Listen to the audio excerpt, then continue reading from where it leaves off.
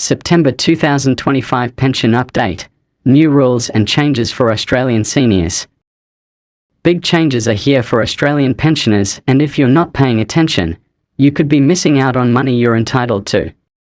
From new income limits and asset thresholds to fresh rules around work bonuses, deeming rates, and even residency requirements, September 2025 brings some of the most important pension updates we've seen in years. Whether you're already receiving the age pension or planning to apply soon, here's what you need to know right now to protect your income and your future.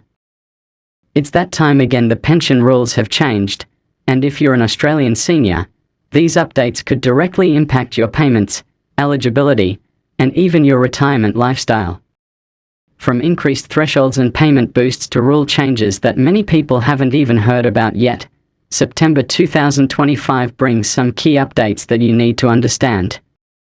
Whether you're on the age pension now or planning to apply soon, this video will walk you through everything clearly and simply so you can make smart decisions and avoid missing out. Let's start with one of the biggest changes. The income and asset test thresholds have been adjusted again to reflect inflation.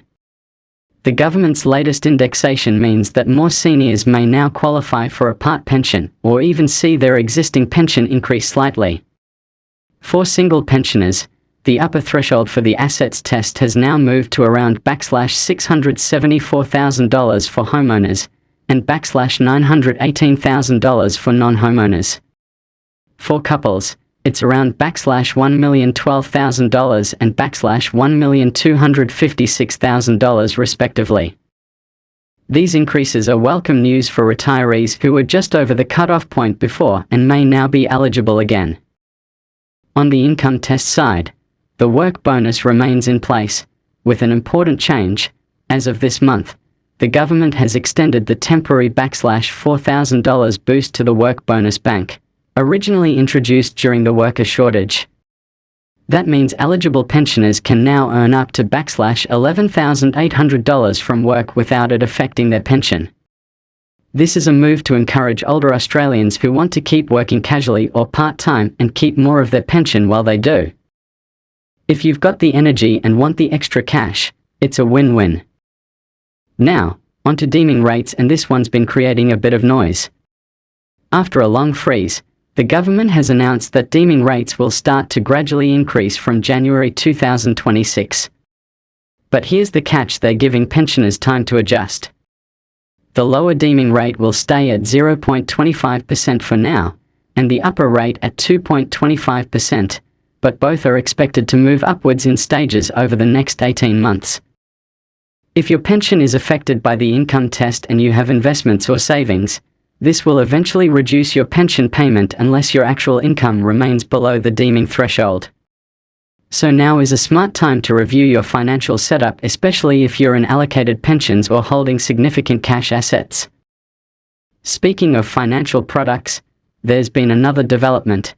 The government has now fully rolled out its Pension Boost Light scheme, a voluntary equity release option that allows older Australians to access extra fortnightly payments by using the value of their home. It's similar to the old pension loan scheme, but with more flexibility and lower interest rates. If you're a homeowner but struggling with cash flow, this could be a tool to consider. Just be sure you understand the long-term impact on your estate.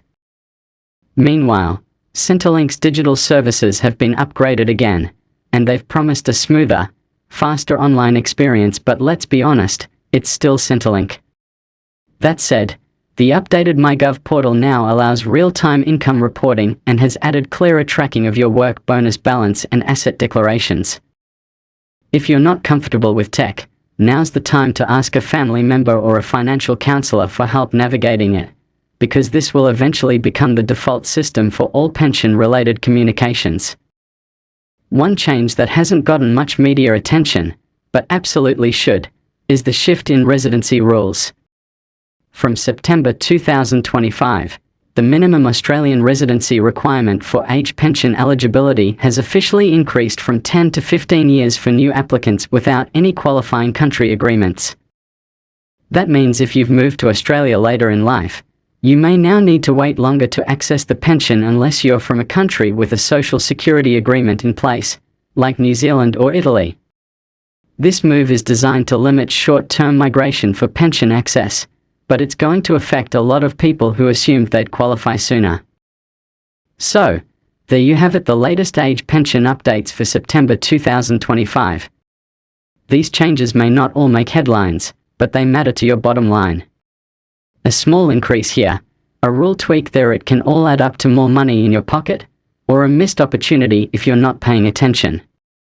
If this video helped you understand your pension situation a little better, give it a like, share it with someone who needs to know, and hit that subscribe button so you never miss a future update. Take control of your retirement, because the more you know, the more you'll keep.